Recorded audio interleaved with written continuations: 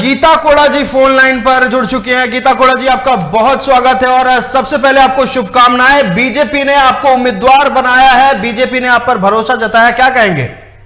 चलिए, मैं इसके लिए हमारे केंद्रीय नेतृत्व आदरणीय मोदी जी, आदरणीय अमित शाह जी, आदरणीय जेपी नड्डा जी और बाबूलाल मरांडी जी का मैं बहुत धन्यवाद करती हूँ कि उन्होंने भरोसा जताया। और हेलो जी बिल्कुल। उनका ये भरोसा को हम लोग और मजबूती देंगे। सिंहभूम लोकसभा सीट जीतकर आदरणीय मोदी जी ने जो लक्ष्य रखा है 370 का, हम लोग उस लक्ष्य को जरूर प्राप्त करेंगे। जी गीता कोड़ा जी, प्रधानमंत्री नरेंद्र मोदी 2 दिनों में 3 राज्यों का दौरा कर चुके हैं। जहां भी रैली को संबोधित करते हैं, पीएम मोदी कहते हैं कि अब की बार 400 के पार। उन 400 सैनिकों में से एक सैनिक आप हैं उनके जी, और आप पर भरोसा जताया गया है। आगे आप अपने क्षेत्र के लिए क्या करने वाले हैं? क्योंकि देखिए, बीजेपी से आपको टिकट मिला है, अभी आपकी चुनावी रणनीति तैयार होगी। आगे आपका क्या प्लान होने वाला है और किस एजेंडे के तहत आप लोग और आगे बढ़ने वाले हैं?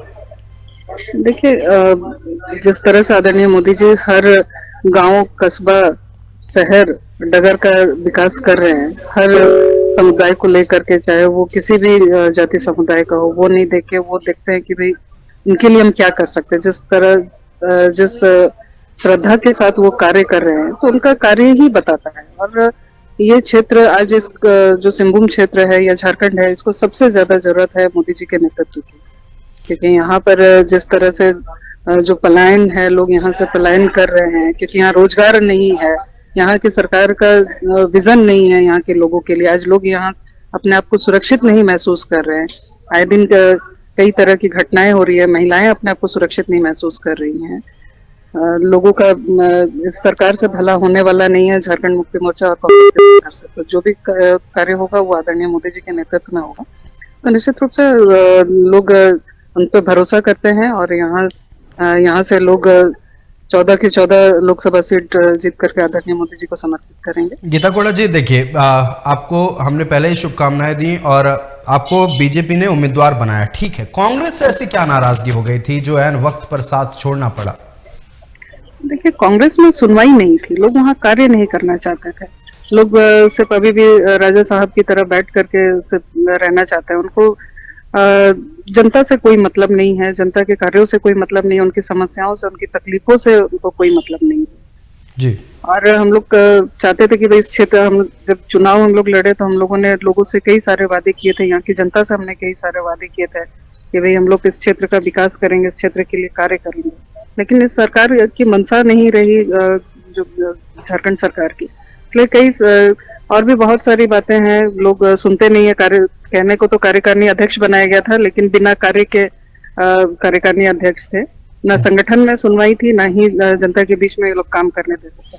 मतलब तो ये सब चीजें हैं। जी बिल्कुल। सवाल देखिए कई खड़े हो रहे हैं क्योंकि बीजेपी युद्ध स्तर पर चुनावी तैयारियां कर रही है, दौरे हो रहे हैं, महारैलियां हो रही हैं, लेकिन कांग्रेस को देखा जाए अब भी चुप्पी साधे हुए, कांग्रेस अभी कछुए की चाल चल रही। आप कुछ दिन पहले तक कांग्रेस में थे, क्या कोई भी हरकत नहीं, क्या कोई हलचल नहीं चुनाव को लेकर? चुनाव के लेकर उनकी मंशा ही नहीं है। जैसा मैंने कहा कि वो राजा साहब की तरह रहना चाहता है। आज भी सोचते हैं कि भाई हो जाएगा, हमने आदेश दे दिया है, हो जाएगा, लेकिन वो होगा कैसे कार्य? अब ना उनके पास कोई वर्क प्लान है, या हम लोग भी कोई सुझाव देते हैं, या हम लोग भी कार्यकर्ता के रूप में कुछ बताते हैं कि भाई क्षेत्र में ये समस्या है, तो वो सुनना नहीं चाहती है। ना ही उन मुद्दों पर, उन ज्वलंत विषय पर कोई प्रतिक्रिया देना चाहती है, ना कार्य करना चाहती है, चुप्पी साध लेती है। कोई बात अगर बोला जाए तो तुष्टीकरण की राजनीति होती है। तो ये सारे विषय थे और ये मुझे नहीं लगता है कि कांग्रेस अब इससे उभर पाएगी जी। और कभी वो यहाँ से जीत भी पाएगी। एक आखिरी सवाल गीता कोड़ा जी आपसे लेना चाहेंगे, इस 2024 के रण को जीतने में क्या मधु कोड़ा जी का पूर्ण समर्थन आपके साथ रहेगा?